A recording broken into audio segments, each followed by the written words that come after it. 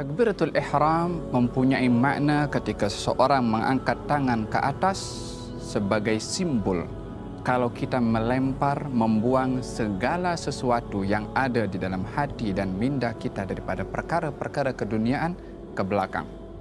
Sementara kita menghadap kepada Allah Subhanahu wa taala, kita angkat tangan simbol membuang segala sesuatu selain fokus kita kepada Allah, dibuang ke belakang dengan mengucapkan takbiratul ihram.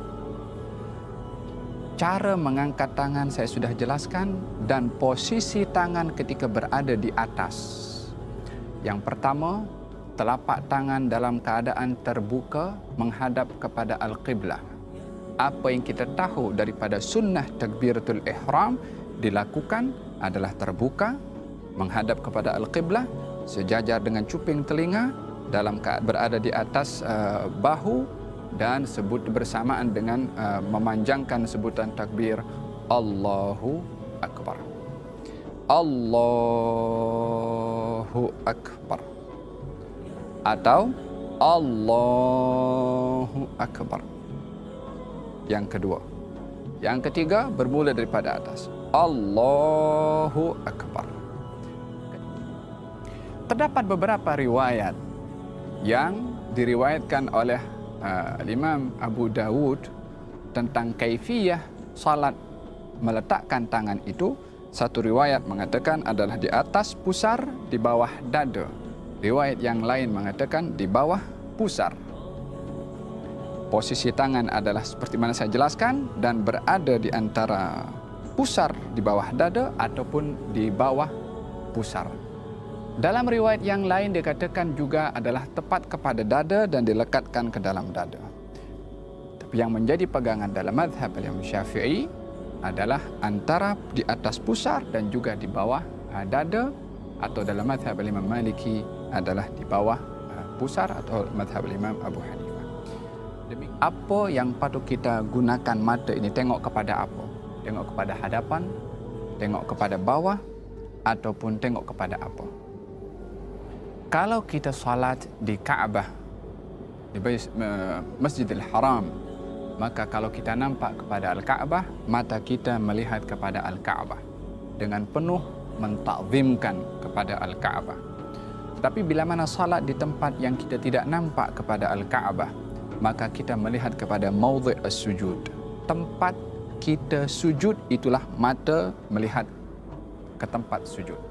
Posisi tangan ketika ruku' adalah tepat di atas lutut dan jari-jari lurus ke bawah. Kalau diangkat dia menghadap kepada Al-Qiblah. Ini baru posisi telapak tangan ketika ruku'.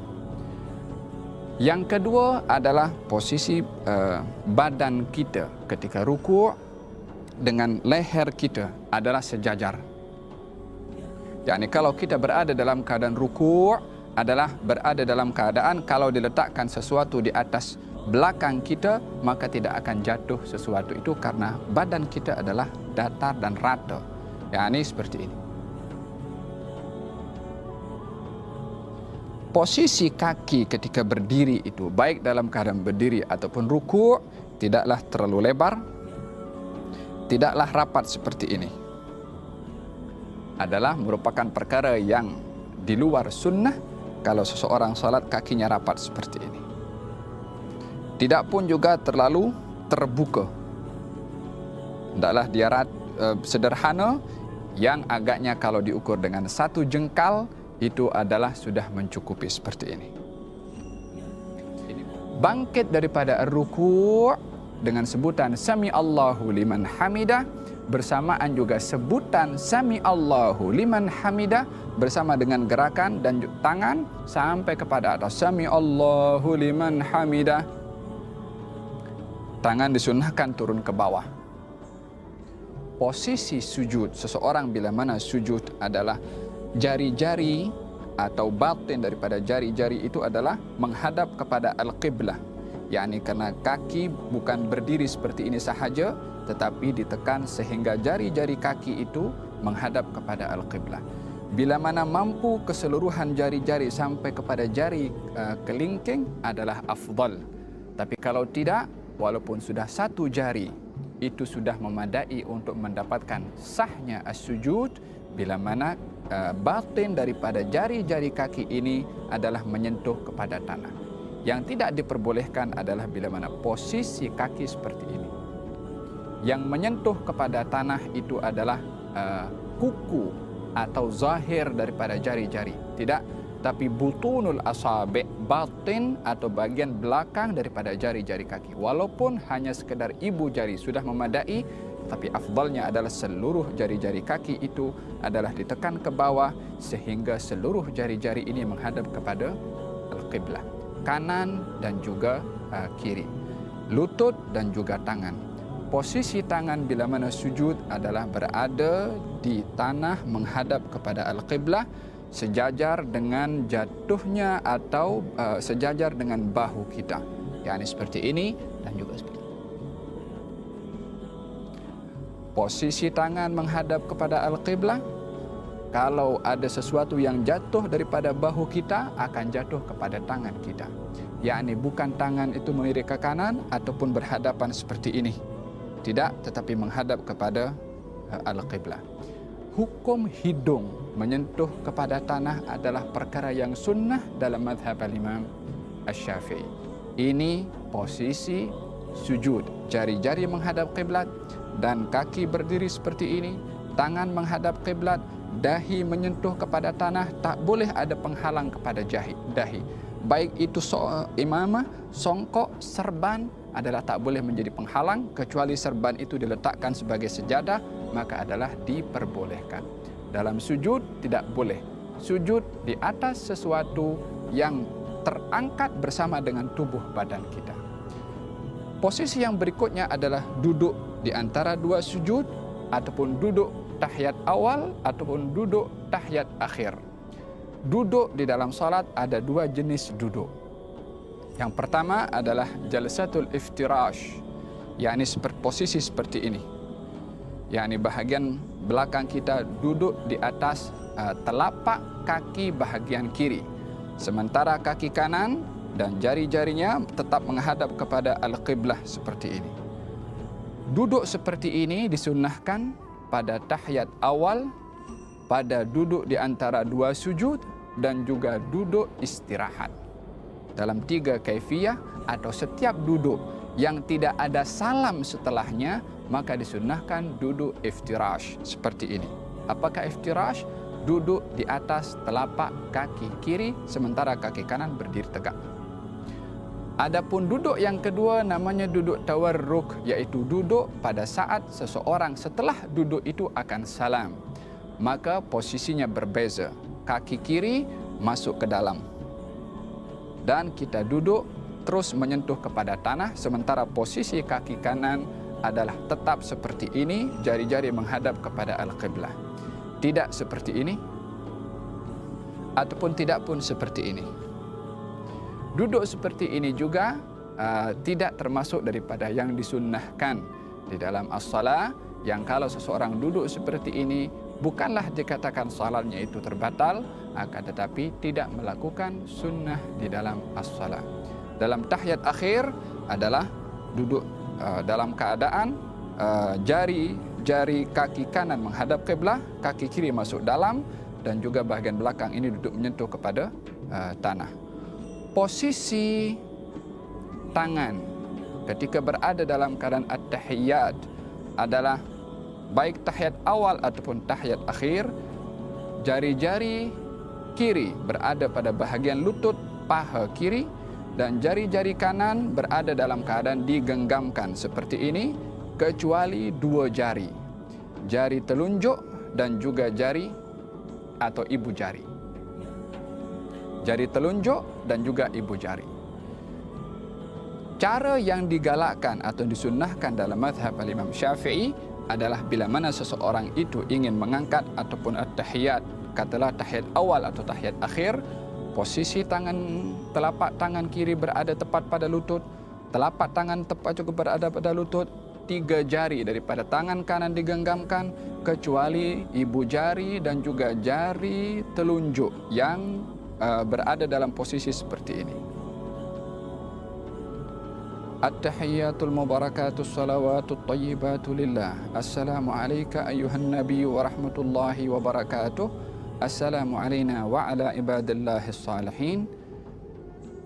Asyhadu an la ilaha illallah. Bila mana sebut illallah, barulah tangan atau jari-jari telunjuk ini diangkat dan jari atau ibu jari berada di dalam dua keadaan. Boleh seperti ini, yakni menyentuh kepada jari telunjuk di bawah, ataupun boleh seperti ini, yakni menyentuh kepada jari yang tengah. Posisi ibu jari boleh menyentuh jari tengah, atau posisi ibu jari boleh menyentuh kepada jari telunjuk. Ini posisi kepada ibu jari. Adapun jari telunjuk berada dalam keadaan diangkat, tidak terlalu diangkat seperti begini, ataupun tidak lurus tetapi menunduk ke bawah sedikit. Asyhadu an la ilaha illallah, atau begini atau begini. Dua kaifiyah ini adalah ada di dalam cara melakukan at-tahiyyat. Perlukah seseorang menggerakkan jari-jarinya ketika berada dalam keadaan tahiyat awal atau tahiyat akhir? Di dalam hadis ada dua riwayat disebutkan kalau baginda Rasulullah tidak menggerakkan, dan dalam riwayat yang lain diberitahukan kalau Rasulullah menggerakkan. Dua riwayat ini zahirnya bertentangan, tetapi pada hakikatnya tidak bertentangan. Maksud daripada tidak menggerakkan dalam riwayat yang pertama adalah tidak menggerakkan berkali-kali. Maksud daripada menggerakkan dalam riwayat yang kedua adalah menggerakkan sekali. Yakni menggerakkan dalam bahasa Arab itu yuharriku. Yuharriku difahami dengan dua makna. Makna yang pertama, menggerak-gerakkan. Kalau menggerak-gerakkan, ini yang dipakai oleh sebahagian pandangan yang mereka bila mana tahiyat menggerakkan berkali-kali. Disebabkan memahami hadis itu dengan fahaman menggerak-gerakkan, maknanya lebih daripada sekali. Yang memahami hadis itu menggerakkan sahaja, maknanya sekali sahaja, daripada atas daripada bawah ke atas. Asyhadu an la ilaha illallah, maknanya dia juga pun menggerakkan. Maka dalam hal ini, dalam mazhab Imam Syafi'i, yang menjadi pegangan adalah menggerakkan sekali sahaja, juga sesuai dengan hadis Nabi Muhammad sallallahu alaihi wasallam. Bila mana selesai daripada at-tahiyyat fil alamin innaka hamidum majid, disunnahkan seseorang tidak terus salam, tapi membagi ruang sedikit. Fil alamin innaka hamidum majid. Bila mana nak mengucap assalam, assalamualaikum warahmatullah. Yani setelah sebutan kum baru menoleh ke kanan, dan setelah sebutan kum baru menoleh ke kiri. Tapi tidak bersamaan dengan sebutan assalamualaikum. Adalah tidak menepati kepada sunnah. Dan juga tidak perlu kita menggerakkan kepala berkali-kali. Assalamualaikum warahmatullah. Assalamualaikum warahmatullah. Gerakan ini bila mana 3 kali berturut-turut akan menyebabkan batalnya salat seseorang, karena perkara membatalkan salat adalah bergerak 3 kali berturut-turut. Jadi cara salam yang benar, assalamualaikum warahmatullah. Kembali kepada kiblat balik, assalamualaikum warahmatullah. Tidak pun daripada kanan terus menoleh ke kiri. Assalamualaikum warahmatullah. Kembali kepada kiblat, assalamualaikum warahmatullah. Hati-hati daripada dada bergerak ke kanan atau dada bergerak ke kiri, yang boleh menyebabkan, mungkin kalau bergerak sebelum salam itu sempurna, akan menyebabkan batalnya salat tersebut. Kalau seseorang menyebutkan assalamualaikum, batal salat seseorang disebabkan berpaling daripada kiblat sebelum dia keluar daripada as-salat. Semoga Allah Subhanahu wa taala jadikan salat kita salat yang sempurna.